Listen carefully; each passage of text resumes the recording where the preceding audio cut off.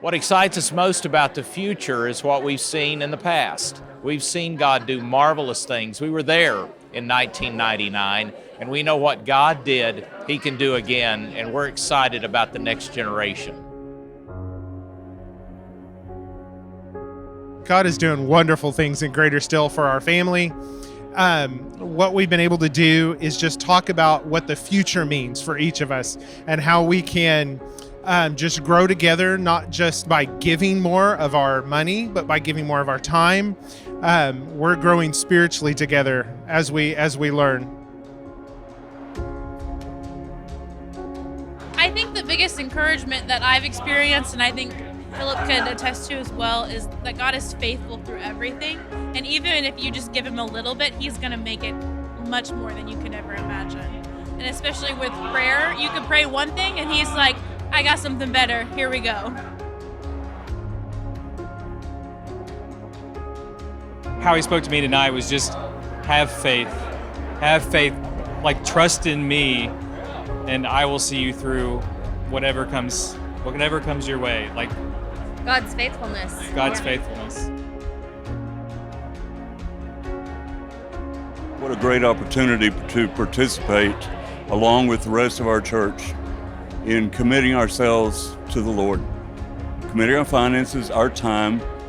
We have been so blessed to be a part of this fellowship, and we look forward to every step we take going forward.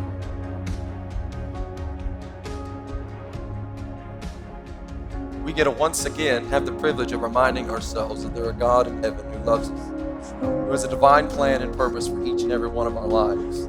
And His gospel still changes lives. And there's nothing better than seeing Jesus work in and mightily among us. Now, Pastor, you and I stood together on a stage at our church about 2.5 years ago. You stood before God's people and you gave me this baton. Now, knowing what I know now, 2.5 years later, with COVID and everything else, you probably should have given me a bat, you know? Amen. Well, you have a verse here that I think is appropriate for tonight and this season. Hebrews 12, 1 and 2. Therefore, the author of Hebrews says that we have been surrounded by such a cloud of witnesses. So many now have gone on to be with the Lord. So many are here tonight. And it's our privilege that in looking to Jesus, the author and finisher of our faith, we have an opportunity to pass the baton as men of God and pastors of God to the people of God, to the next race that God is calling us greater still.